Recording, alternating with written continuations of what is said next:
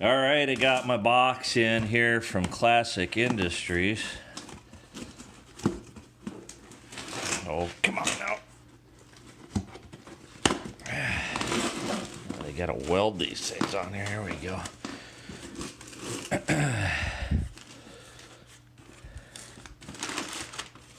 This is gonna be our first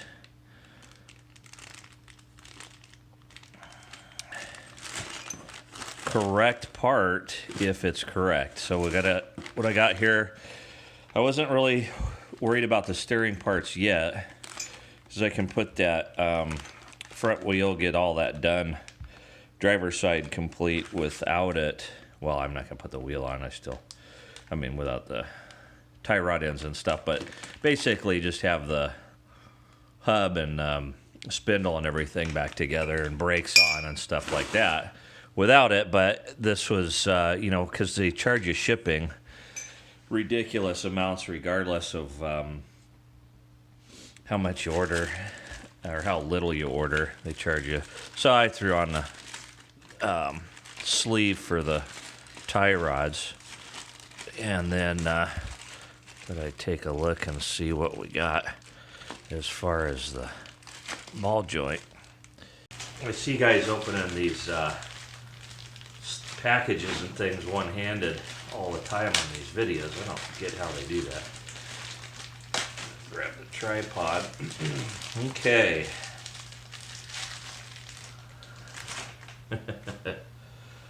So far so good. That's looking pretty right on there.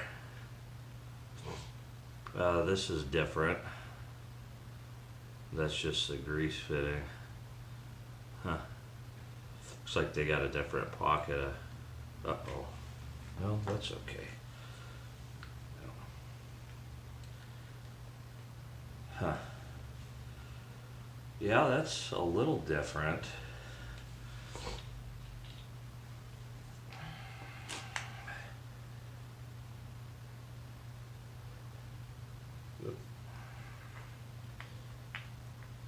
But maybe not.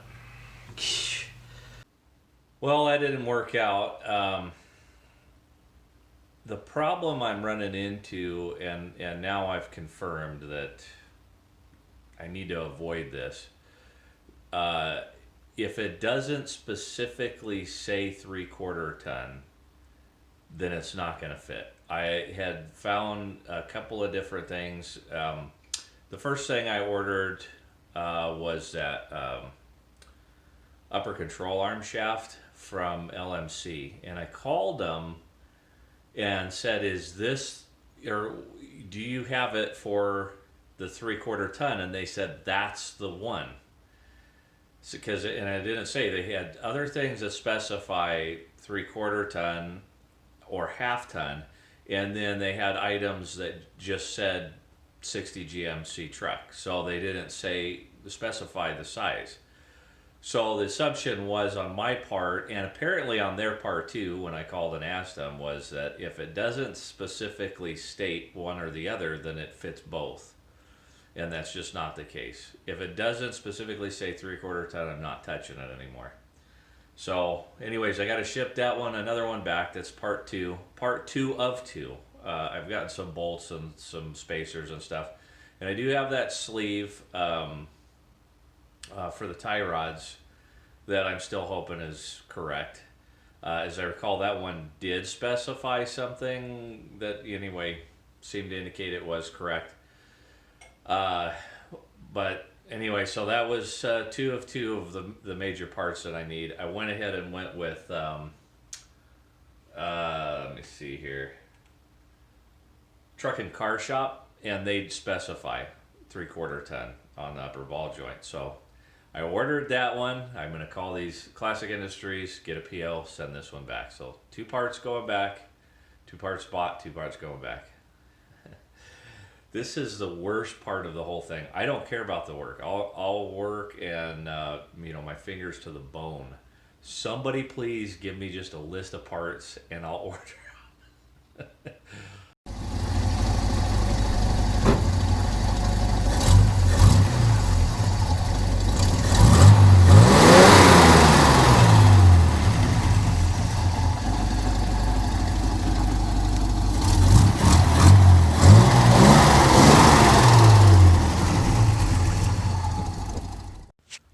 Sure enough, this is too shiny.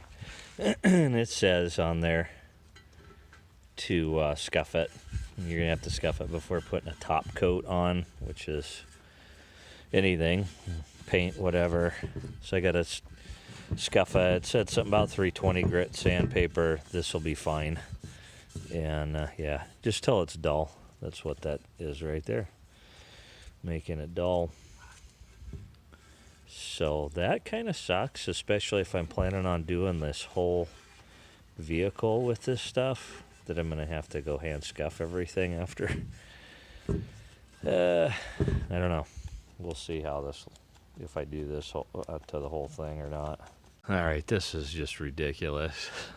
I mean, that's a lot of work on top of a lot of work. I think for some applications, it's probably necessary or at least very helpful. I think for my application, though, it's just pretty much a waste of time is what it is. The other product I bought was Crud Cutter. It's a Crud Cutter rust converter. And you just spray it on and you're done. So I'm probably just going to go with that for, like, again, this Arizona. Don't have to worry that much about rust. And I'm going to be sandblasting all of this stuff anyway, so it's not like I've got tons of rust to worry about to start with. And this is just a lot of work unnecessarily. Here's the other problem I see and thought about while I was doing it was, what about places that you need, you've got fairly low tolerance, for clearances, and I'd say that's probably one of them, and that's kind of like a puddle right there in the bottom of that. So I'm gonna have to get in like with a Dremel and clean that out now.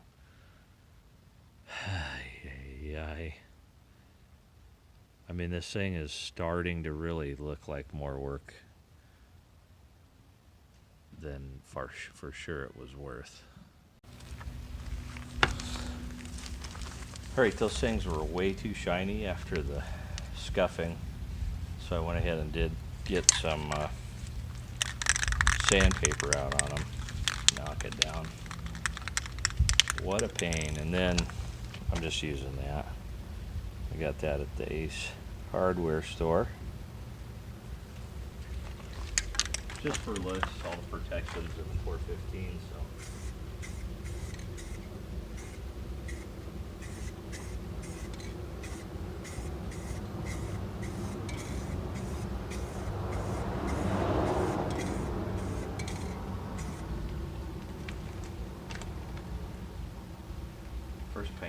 First paint on it, right here.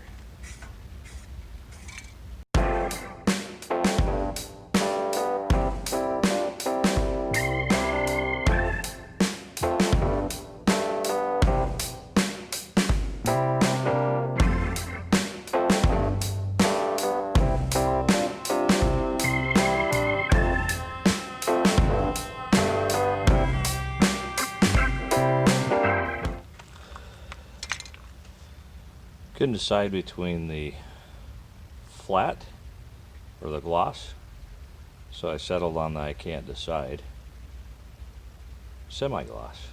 It looks pretty good. Coming out pretty nice.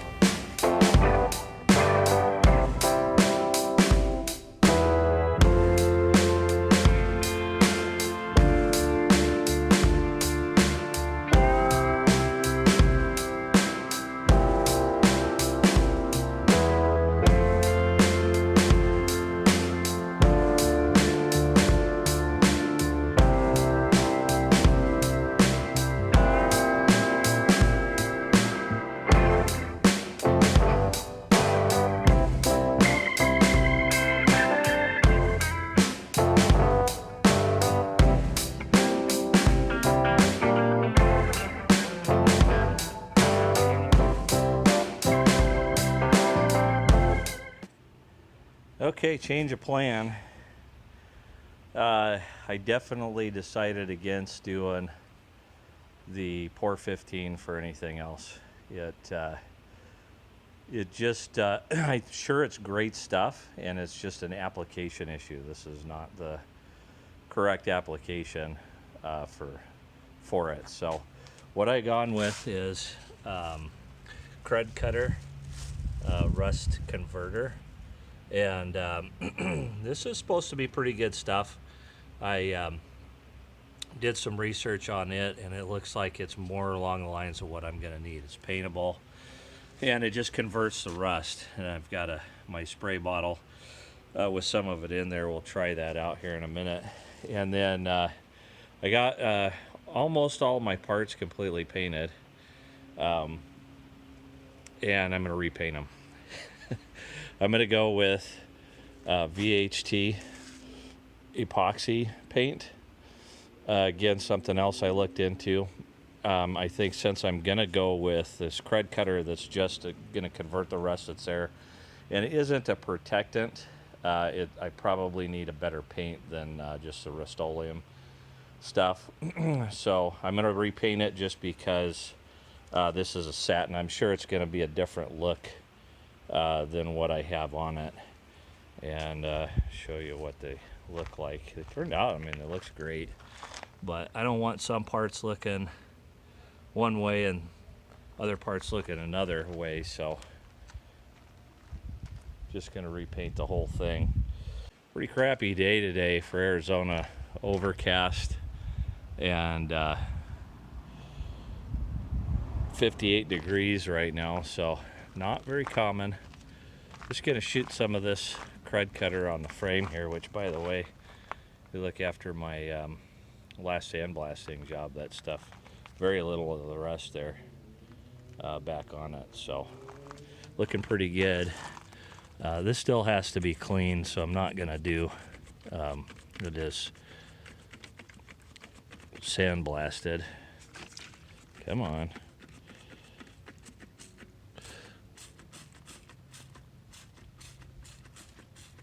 So this is gonna come right off once I get back to the sandblasting, but just wanted to see what it'd do. See what it does on this stuff too.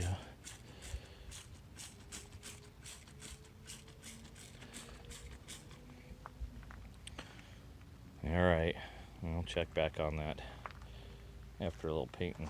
Picked this paint up at O'Reilly.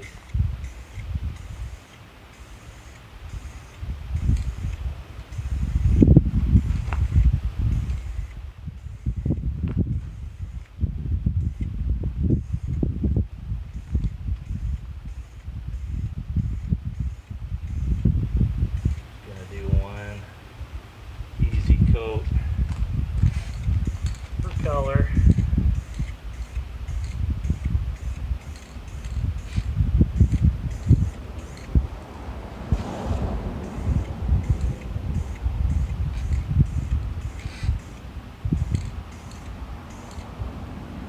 Okay, this is literally 5 minutes later.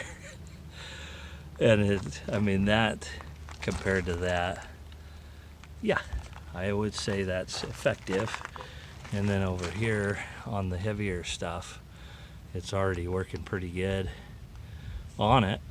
Got it turning black. Yeah, definitely like this stuff. Very happy with it.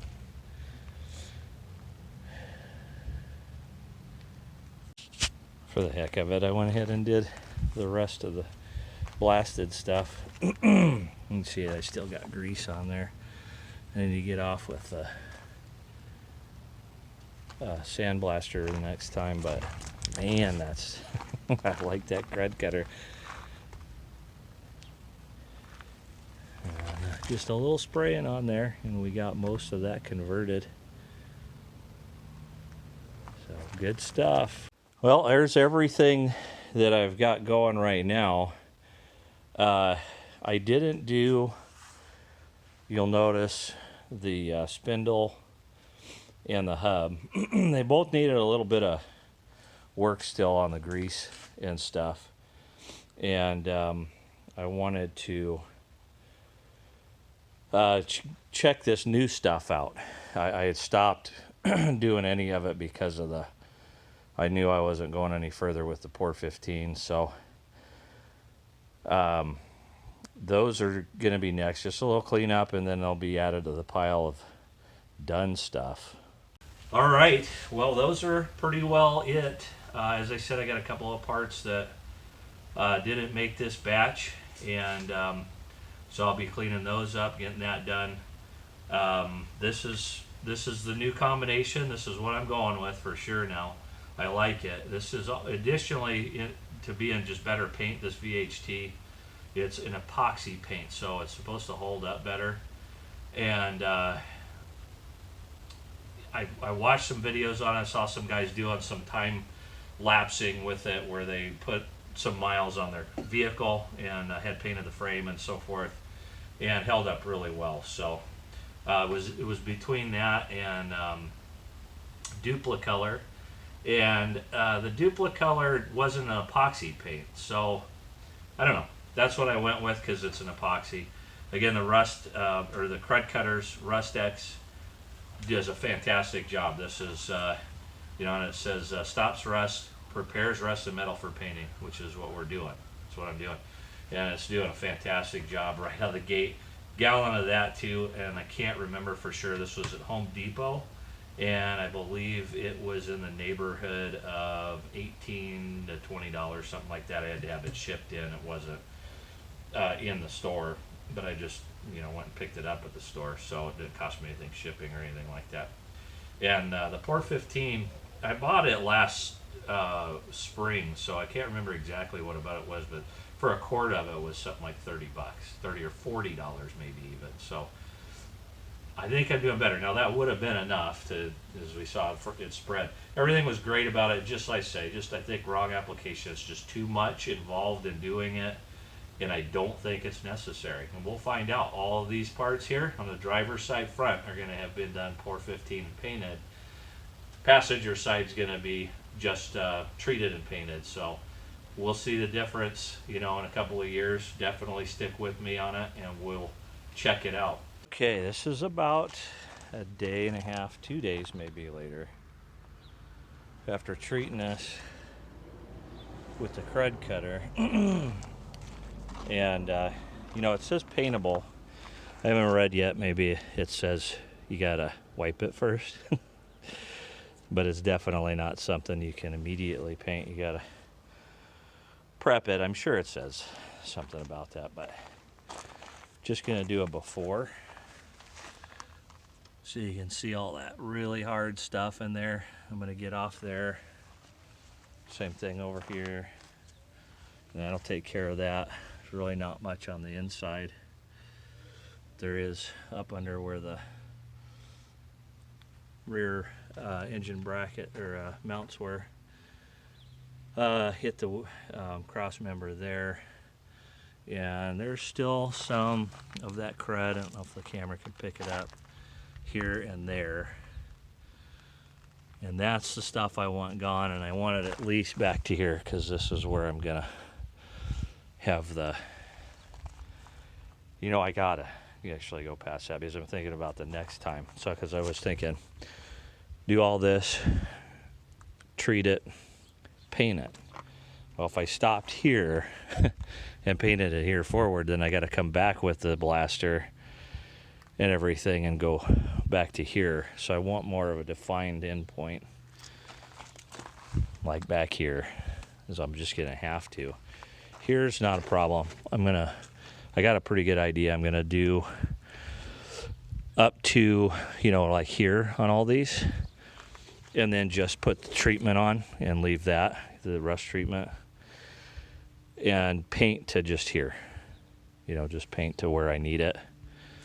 Then I can come back and just, all I got to do is prep. I don't have to sandblast, but I got to sandblast all this over here yet. And I don't want to get into the paint that I've done over here. And the treatment's fine, with the paint I don't want to get into. I want it to be done. That's the plan anyway. Oh, I got a lot of crud in here too.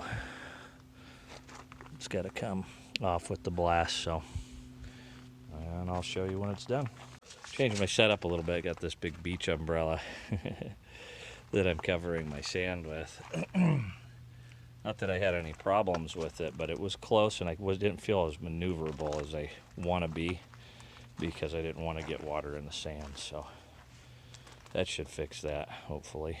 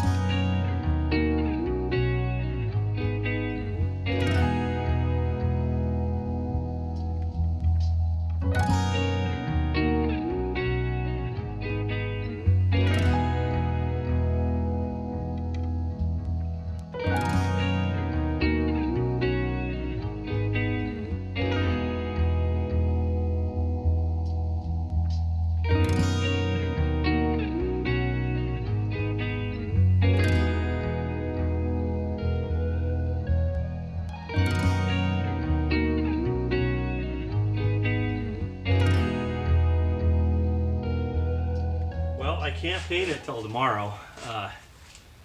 The instructions on the rust treatment say that you got to leave it overnight, and then it gets that white film dust they call it on it, and you wipe that off, and then you can paint it.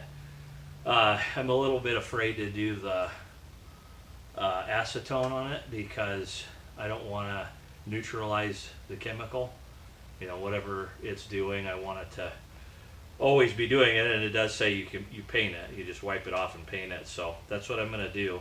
I did, I degreased it and all that before I put that on there, so it should be good to go. I got a couple of spots I saw that I need to wipe down. But anyway, that's it. And so you're probably asking yourself at this point, why is this guy only doing a fourth of the car, the front quarter of the truck? And you're right to ask that question if you weren't already. Probably something wrong with you, because does seem like a really dumb way to do it. But the fact that I don't know what I'm doing is precisely why I'm doing it that way, because I've done it before where I've got the manual, I've just disassembled, everything was great, and I go to put it back together, and manual's not helping, there's something not right, it just doesn't work, it won't go where the way I need it to go. It's just something I'm doing wrong, and I'm dumb. But the thing is when I have the other side still assembled, I can look at that and go, that's what I'm doing wrong.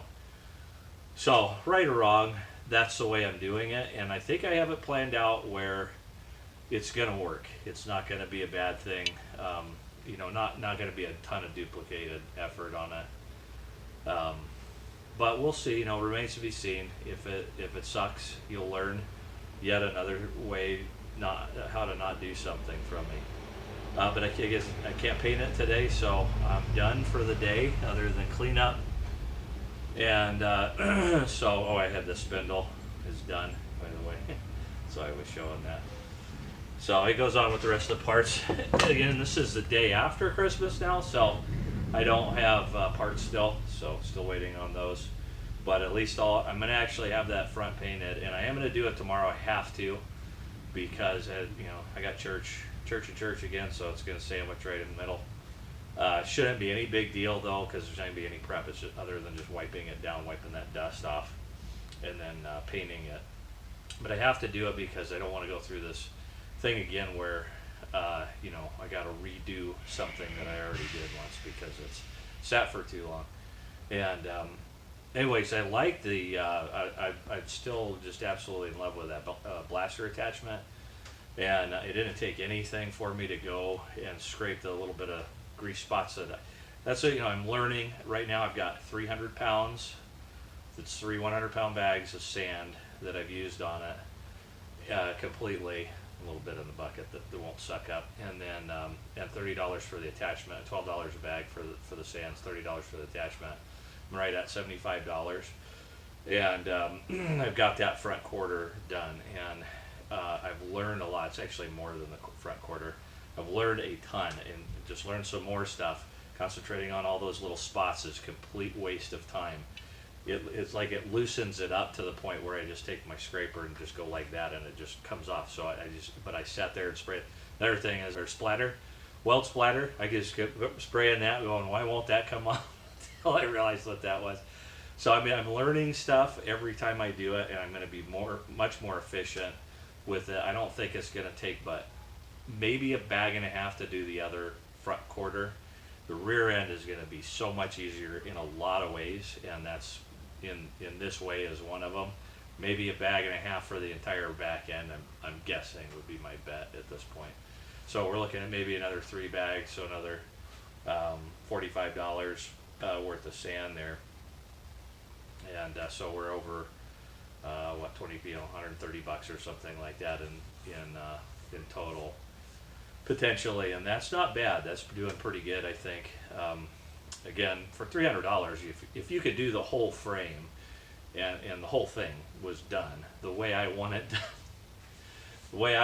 done, for $300, it'd be well worth doing that. But I don't even know anybody who does it, so this was pretty much my only option, without just going crazy trying to figure something out or dragging it up to one of the bigger cities or something and doing it.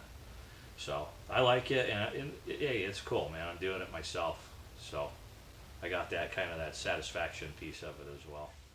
Okay, this is the next day, and it says the instructions to dust off the powder. And I tried doing that with a cloth, and it doesn't really do anything much, so I did it with a scratch pad, and that cleans it up real good. We have a guest appearance. A rare guest appearance from the boy, and he's helping start out the paint here on the frame.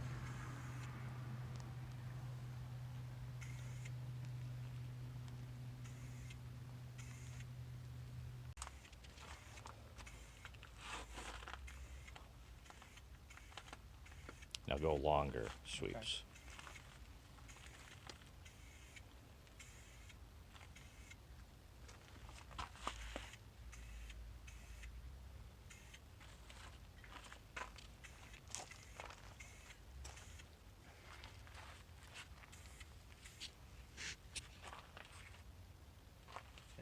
Okay.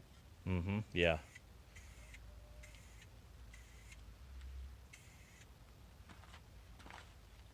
And you don't go all the way to the end. It's fine. I know you've already done that a lot. Yeah. But go to right about here. Okay. And I'll explain this. So the point is, I'm going to leave some off of the end of everything this way and here, because I still have to do all that. Yeah. Sandblast all this. So if it's all painted and I come here and I hit it a little bit with the sandblaster, it's going to peel that paint up, and then I'm going to have to mess with that. If all it is treated, basically bare metal, then I don't have to do anything to it. And I just come start my paint here and finish painting to here. See what I'm saying? Yeah.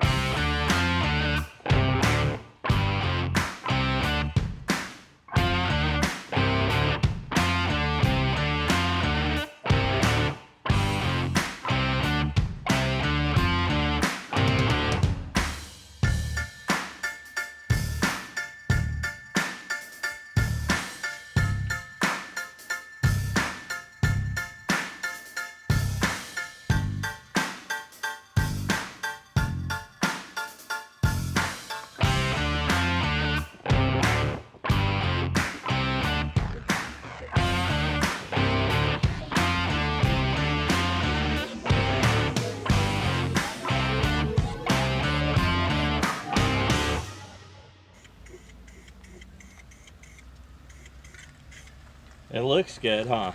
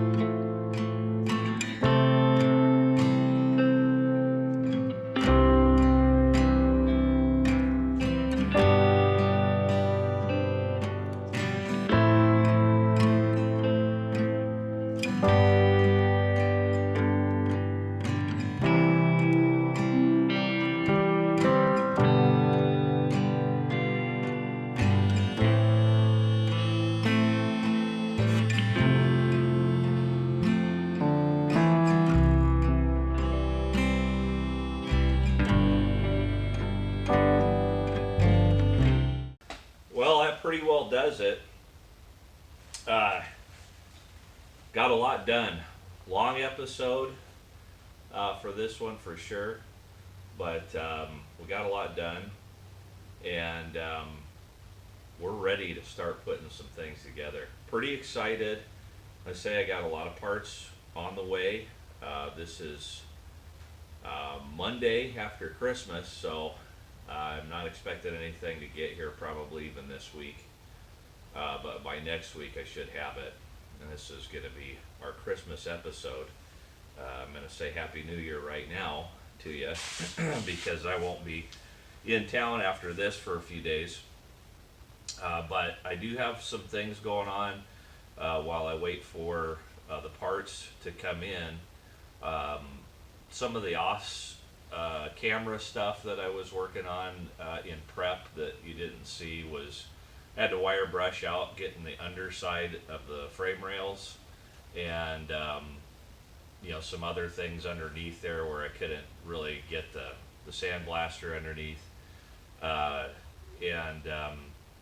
there's parts of it, the cross members in particular, where I've got the jack stands set up. I'm gonna jack it back up and move the jack stands out where I can get to those places. I'm gonna wire brush all that underneath there and paint that, prep it and paint it, so that's done and ready as well. And that way what you saw at the end of the video with the frame, what you see up from the top side will be duplicated essentially on the bottom side for what isn't currently. Got a lot of it, got the frame rails and so forth, but just some of the things I couldn't get to. And I'm going to have to probably be laying on a mat to get some of that as well. Unfortunately, I wish I had a lift, would be fantastic. Obviously, I don't have one of those, so you deal with what you got. But yeah, pretty excited getting them parts and starting to put things back together. And that will be the next episode, putting things back together. And then probably the next episode, putting them back on the truck. And then, like I say, as soon as I know that I've got correct parts, I'll have them in. They're good. I can at least check them against the parts that I've got and make sure everything's good. As soon as I know that, I'm ordering parts for the other side. So as soon as this is assembled and back on the truck and I'm comfortable with it, then I'm going to start taking the other side apart. So looking good. We're getting there.